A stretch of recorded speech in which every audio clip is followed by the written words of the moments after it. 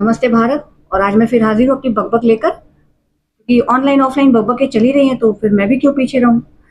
खैर, तो कई सारे मुद्दे हैं, अभी कई सारे हॉट टॉपिक्स चल रहे हैं, जिसमें से जो अहमदाबाद में हुआ, क्या किया जा सकता है। अब हम लोग सिर्फ दिवंगत आत्माओं के लिए और उनके परिवारों के लिए, जो पीछे उनका परिवार रह गया है, उनके लिए प्रार्थनाएं कर सकते हैं, उन्हें ईश्वर हिम्मत दे। बाकी देखिए, सोनम वाला मुद्दा अभी तक चल रहा है, सोनम का मीडिया ट्रायल चल रहा है, सोशल मीडिया ट्रायल चल रहा है। और सोनम से पहले भी कुछ कांड ऐसे हो चुके हैं, अभी एक ड्रम वाला कांड हो चुका है। और होता क्या है, जब इस तरह के कांड होते हैं तो मीडिया से लेकर ऑन सोशल मीडिया तक तरह तरह की चर्चाएं शुरू हो जाती है। जैसे सोनम के पक्ष पक्ष में लोग इस तरह से खड़े हो गए, जैसे किसी स्कूल कॉलेज यूनिवर्सिटी में नहीं चलते हैं, डिबेट नहीं चलते हैं, वाद विवाद प्रतियोगिताएं चलती हैं ना, डिबेट होते हैं, 4 लोग पक्ष में 4 लोग विपक्ष में, टीम बनी होती है, मतलब ए और बी अपना पक्ष विपक्ष वाली, उस तरह से चलने लगा। और तमाम ऐसे लोग भी आए, तमाम ऐसी भी आधुनिक विचारों वाली स्त्रियां आई उनके पक्ष में, तमाम पुरुष भी आए जो ये कहने लगे कि औरतों पर सदियों से अत्याचार हो रहा है और अब पुरुषों पर शुरू हुआ तो पुरुष बिलबिला उठे। अजीब लोग हैं, ये कोई लॉजिक हुआ? औरतों पर सदियों तक अत्याचार हुआ तो इसका ये मतलब थोड़ी है कि तमाम औरतों को अपने पतियों को, वो भी सिर्फ इसलिए कि उनका प्रेम कहीं और था, जान से मारने की वो मिल जाती है।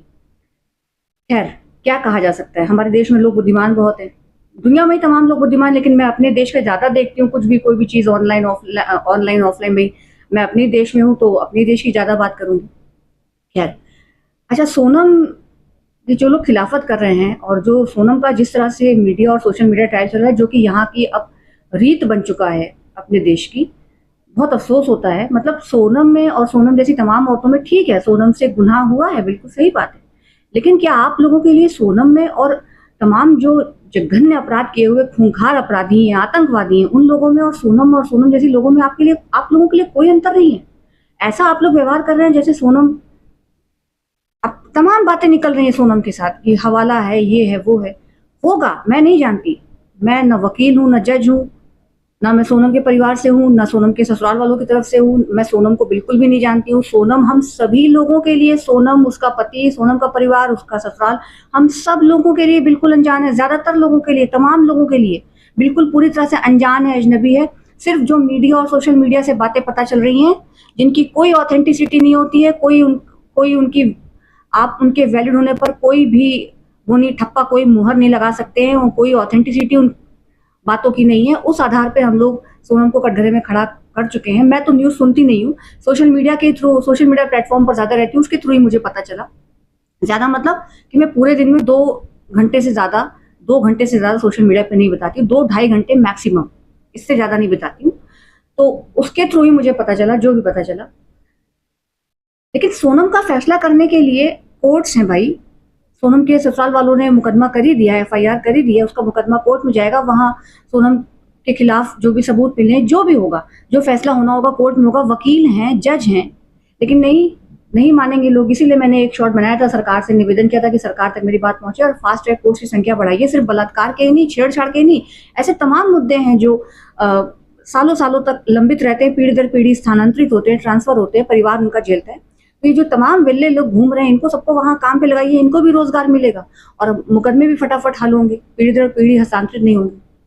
और आपको मैं बताऊं, आप लोग जो इतना जल्दी जज करते हैं ना, अच्छे जो इसके कानून से संबंधित जो अच्छी किताबें पढ़िए, आपको पता चलेगा तमाम ऐसे वकील हैं, जज है, बड़े बड़े देश दुनिया में, जो ये मानते हैं कि कई बार जज भी कंफ्यूज रहता है कौन इनोसेंट है कौन गिल्टी, या वो जानता है कि कौन इनोसेंट है कौन गिल्टी है, फिर भी सबूत जो होते हैं वो किसी एक पक्ष में ज्यादा होने से, उसके अनुकूल ज्यादा सबूत होने से उसको इनोसेंट और दूसरे को गिल्टी साबित कर दिया जाता है। मैं ये नहीं कह रही हूँ कि सोनम से गुनाह, मैं सोनम का पक्ष नहीं ले रही हूँ, ना मैं सोनम के पक्ष में हूँ, ना मैं सोनम के विपक्ष में हूँ। मैं तो ये कह रही हूँ, मेरे लिए सोनम उतनी ही अनजान है जितनी आप लोगों की, और मैं, I am nobody to जज सोनम। और मैं ये कह रही हूँ कि सोनम में और आप लोगों के लिए, तमाम खूंखार अपराधियों में, तमाम बड़े बड़े घोटाले कर चुके लोगों में और सोनम में आप लोगों के लिए कोई अंतर ही नहीं है।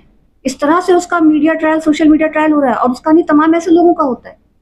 इसी तरह देखिए, अहमदाबाद में प्लेन क्रैश हुआ, तमाम लोग शुरू हो गए, प्लेन क्रैश हुआ, दुनिया के बड़े बड़े विशेषज्ञ जो एक्सपर्टीज हैं वो तक नहीं बता पा रहे हैं कि क्या हुआ, सिर्फ अनुमान लगा रहे हैं। और तमाम लोग सोशल मीडिया पे तो तमाम लोग वो शुरू हो गए कि भाई सीधे उनको तो क्या है कि मोदी जी का विरोध करना है, बीजेपी का विरोध करना है। मैं खुद बीजेपी की तमाम नीतियों से इत्तेफाक नहीं रखती, लेकिन भाई कोई मुद्दा होना चाहिए। अब अहमदाबाद में प्लेन क्रैश हुआ, इसका क्या मतलब है? उस अहमदाबाद में प्लेन क्रैश हुआ, उसके रीजंस जो है, उसके जो कारण है, जो वजह हैं, वो पूरी शोध के बाद पता चलेगा।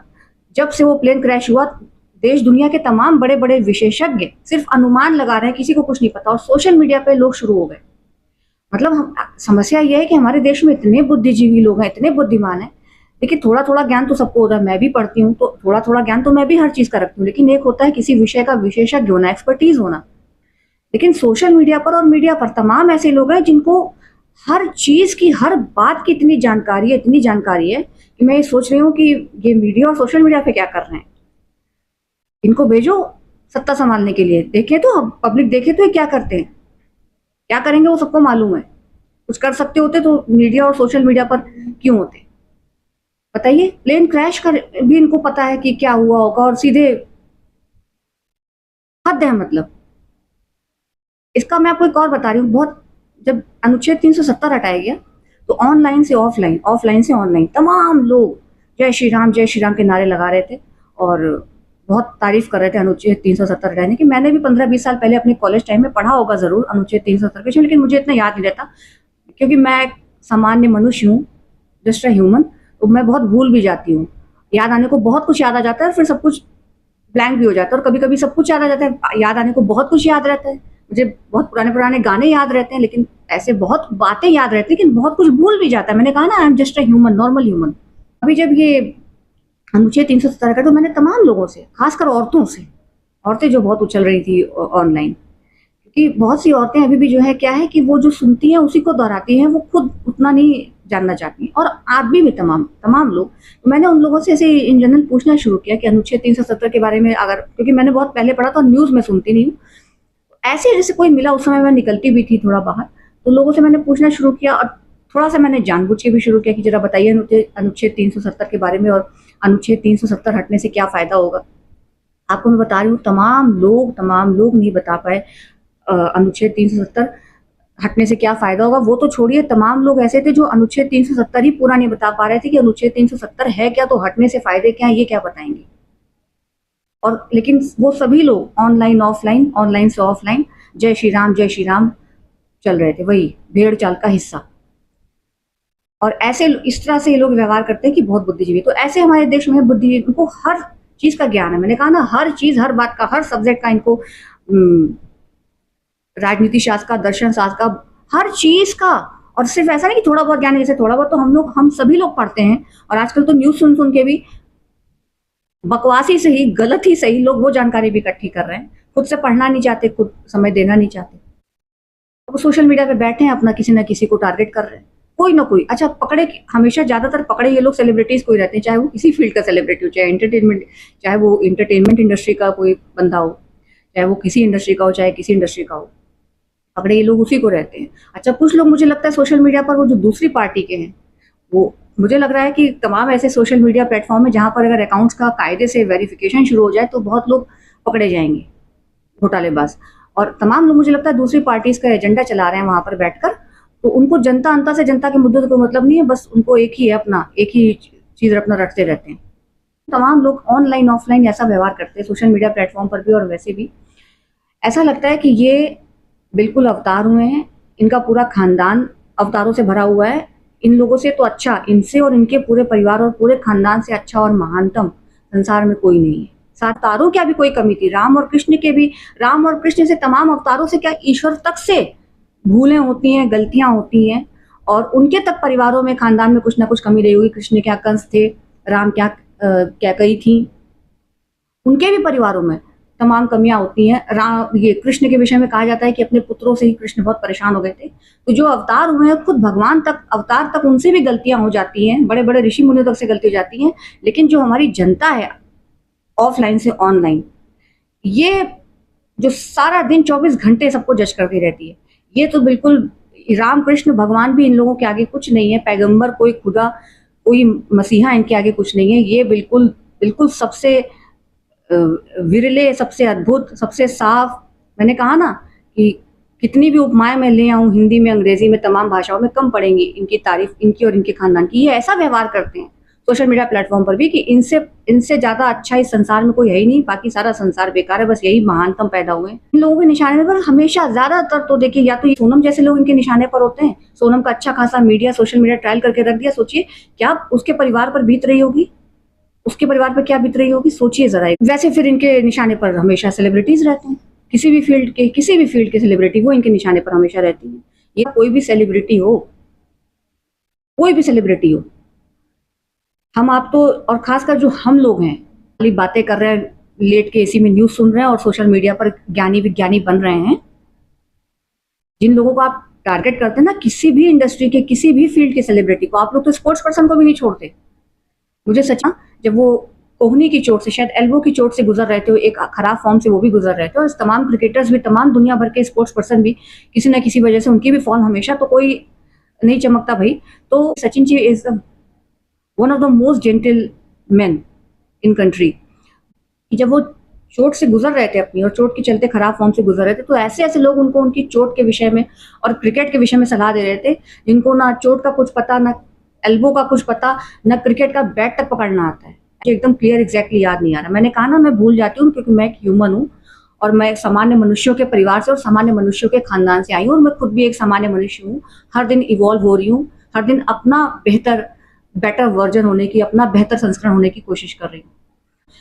किसी भी इंडस्ट्री के लोगों को, तो अगर आपको इनके जैसा बनना है तो आओ, आप भी काम करो ना, जिस भी फील्ड में आपको इंटरेस्ट हो उस फील्ड में जाओ, काम करो, मेहनत करो, बनो फिर इनके जैसे। देखो मिलेगा तो उतना ही जितना नसीब होगा, ठीक है। मेहनत करते रहिए। मैं ये नहीं कह रही हूँ पोस्ट मत डालिए, अच्छे तो पोस्ट डालिए, मुद्दे उठाइए, जेन्युइन मुद्दे तो उठाइए। आप अपने जो भी आपके मुद्दे हैं उन जेन्युइन मुद्दों को उठाइए, उनके ऊपर अपनी बात रखिए, सलीके से रखिए। को जो करना है अपने स्तर से आप काम कीजिए। बताऊं, हालांकि मैंने कभी कोई अमर्यादित टिप्पणी कभी नहीं किया, किसी पर भी नहीं, लेकिन जैसे पहले राहुल गांधी का ही सभी लोग बहुत मजाक बनाते थे, तो मैंने भी एक दो बार, लेकिन कभी भी मैंने राहुल गांधी के ऊपर भी मैंने कभी कोई अमर्यादित टिप्पणी कभी नहीं किया, क्योंकि राहुल गांधी जिस परिवार से हैं उस परिवार के तमाम लोगों ने अपनी जान गंवाई है, और वो जिस परिवार से हैं वो सबको पता है। तो उनके ऊपर भी मैंने कभी कोई अमर्यादित टिप्पणी नहीं किया। लेकिन राहुल गांधी को बोलती थी मैं भी तमाम लोगों के साथ सुर में सुर मिलाकर, बहुत खराब मैंने कभी नहीं बोला और बहुत ज्यादा भी कभी नहीं बोला, कभी कभार। लेकिन अब मुझे लगता है कि क्या मैं खुद इतनी एफिशिएंट हूँ जो मैं उनको टारगेट करती थी और मैं उनको जज करती थी। लेकिन भारत जोड़ो यात्रा से और लगातार राजनीति में रहते रहते राहुल गांधी में भी अब काफी सुधार आया। हालांकि उनके कुछ बोलने की वजह से, उनके कुछ भाषणों के चलते सब लोग उनको टारगेट करते थे, क्योंकि जो उनको, जैसे बीजेपी वाले या दूसरी पार्टी के लोग उनको टारगेट करते हैं वो तो ठीक है, वो लोग एक ही फील्ड के हैं, उनका चलेगा ये काम। लेकिन हम आप जो जनता है, हमको आपको तो वाकई में किसी को सिर्फ उसके काम के आधार पर ही जज करना चाहिए। और तमाम नेताओं में भी राहुल गांधी जी ऐसे हैं जिनको हम लोग ने अभी सीधे सरकार में आकर काम करते हुए नहीं देखा है। अभी तक उनको सिर्फ उनके भाषणों के आधार पर ही जज किया जाता था। वो काफी इवॉल्व हो गए। देखिए उनका राजनीति में कोई इंटरेस्ट नहीं था, उनके स्वर्गवासी पिताजी भी का भी शायद राजनीति में कोई इंटरेस्ट नहीं था, और राहुल गांधी का भी मुझे नहीं लगता है। फिर भी अब लगातार टिके रहे, तो भारत जोड़ो यात्रा में उन्होंने कुछ काफी गहरे और महत्वपूर्ण मुद्दे भी उठाए, और काफी उनकी भारत जोड़ो यात्रा, अगर मैं अपनी दृष्टिकोण से मैं कहूंगी कि काफी अच्छी रही, काफी सफल थी। बाकी मैं राजनीति पर बहुत अधिक नहीं बोलना चाहती हूँ, क्या बीजेपी, क्या कांग्रेस, क्या सपा, क्या बसपा, और क्या हम आप भी अगर वहां पहुंच जाए तो हम आप क्या करेंगे इसका पता मेरे आपके वहां जाने के बाद ही चलेगा। यहाँ से बैठ के तो सभी अपने को परम ईमानदार और परम, वही मैंने कहा ना, भगवान भी पीछे छूट जाए, ऐसा ही बताएंगे हम आप। देखिए कई बार क्या होता है ना कि कम पढ़ी लिखी या बिल्कुल ही गैर पढ़ी लिखी औरतें ज्यादा बड़ी बड़ी क्रांतियों की अग्रदूत बन जाती है, ज्यादा बड़े बड़े काम कर जाती। किया है देश दुनिया में तमाम कम पढ़ी लिखी या बिल्कुल नहीं पढ़ी लिखी औरतों ने, क्या आदमियों ने कमाल किए हैं, इतिहास रचा है। तो इससे कोई फर्क नहीं पड़ता है अगर आपकी सोच अच्छी है। आप जहां हैं, आप जिस गांव, देहात, कस्बे, जिले, शहर में हैं, प्रदेश में हैं, वहां तमाम समस्याएं होंगी। प्रदेश का भी छोड़िए, जिस गांव, जिस देहात, जिस कस्बे, जिस जिले में आप हैं, वहां तमाम समस्याएं होंगी। जैसे तमाम जो ये घटनाएं रेप जैसी होती है, लड़कियों के क्या, छोटे छोटे लड़कों के साथ, बच्चों के साथ भी हो जाती है, इसके खिलाफ भी आवाज उठाइए और इसके खिलाफ जागरूकता अभियान भी चलाइए, ऑनलाइन ऑफलाइन जैसे भी। और देखिए ऑनलाइन सोशल मीडिया के प्रोज एंड कॉन्स भी हैं, तमाम कंटेंट उपलब्ध है। आप जाइए, आपको जानकारी मिलेगी, आपकी अपनी भाषा में भी आपको तमाम कंटेंट मिल जाएगा। तो जहाँ पर आप हैं, जिस गाँव, देहात, कस्बे, जिले में आप हैं, गाँव में आप हैं, ग्राम पंचायत होती है, उसके बाद जिले में नगर पालिका है, वहाँ भी हम लोग पार्षद चुनते हैं, फिर वहाँ से विधायक चुने जाते हैं, सांसद चुने जाते हैं। तो जो आपके एरिया के, जो भी आपके क्षेत्र के, आपके गांव के, जिले के, शहर के जो मुद्दे हैं, जहां पर आप हैं, उन मुद्दों को आप उठाइए। सब कुछ तो कहीं सब जगह परफेक्ट नहीं होगा, ये पिरामिड की तरह है, तो जो निचले स्तर पे सबसे हैं, वहां पे सब कुछ तो परफेक्ट नहीं होगा। तमाम समस्याएं आपके गांव में होंगी, आपके जिले में होंगी, आपके शहर में होंगी, उनको देखिए, उन समस्याओं के लिए आप अपनी आवाज बुलंद कीजिए और उनके निराकरण के लिए आप अपने गांव से या देहात या जिले या शहर जहां पर आप हैं, जो उत्तरदायी लोग हैं, जिनको वो सरकारी प्रशासनिक निचले से निचले अधिकारी, कर्मचारी से लेकर और उच्च स्तर के अधिकारी तक, इसके अलावा जिनको आपने अपना वोट देकर चुना है, चाहे चुना है, उन लोगों पर दबाव बनाकर आप अपने क्षेत्र के लिए ही काम कीजिए।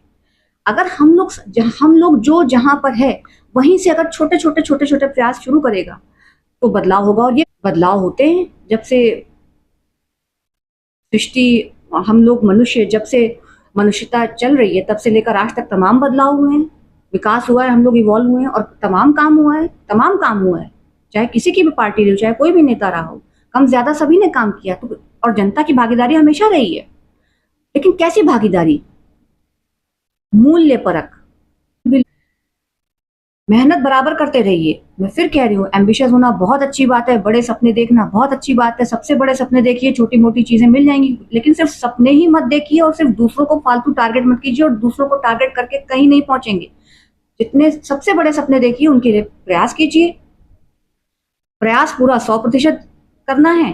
बाकी देखिए, मिलना हम लोगों को अपने नसीब से ही है और कर्म तो हम लोग करते ही रहते हैं। हम लोग नहीं भी चाहेंगे तो भी कर्म तो होते ही रहेंगे। अगर लोग ये कह रहे हैं कि नहीं जी हम लोग तो बस सोशल मीडिया पे सब करते हैं, हम अपने घर परिवार में नहीं करते, तो भैया जो चीज तुम अपने घर परिवार में नहीं करते हो, जो चीज तुम अपने बच्चों के आगे नहीं करते हो, वो निगेटिविटी तुम समाज में ऑनलाइन ऑफलाइन क्यों फैला रहे हो? दूसरों को क्यों बरगला रहे हो? और अगर तुम यही करते हो तो सोचो तुम अपने बच्चों को क्या सिखा रहे हो। एक समय था, जो कहते नहीं जनरेशनल ट्रॉमास होते हैं और पीढ़ी दर पीढ़ी तमाम उल्टी सीधी परंपराएं आज तक हस्तांतरित होती आई हैं। तो क्या हमारी जो पीढ़ी है, ये जो पीढ़ी है, ये नहीं दे रही अपने से छोटों को, अपने बच्चों को गलत चीज?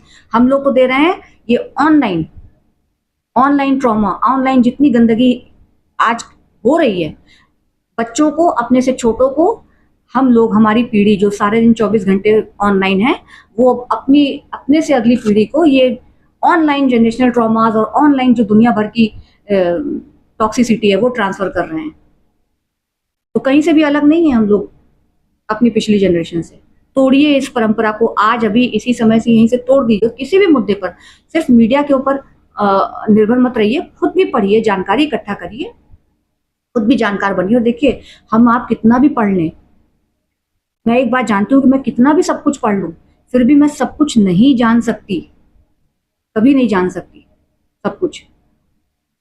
आप जितना जानते चले जाएंगे ना, उतना आपको जितना हम जानते चले जाएंगे उतना समझ में आता है कि हम कुछ भी नहीं जानते, कुछ भी नहीं जानते, कुछ भी नहीं जानते।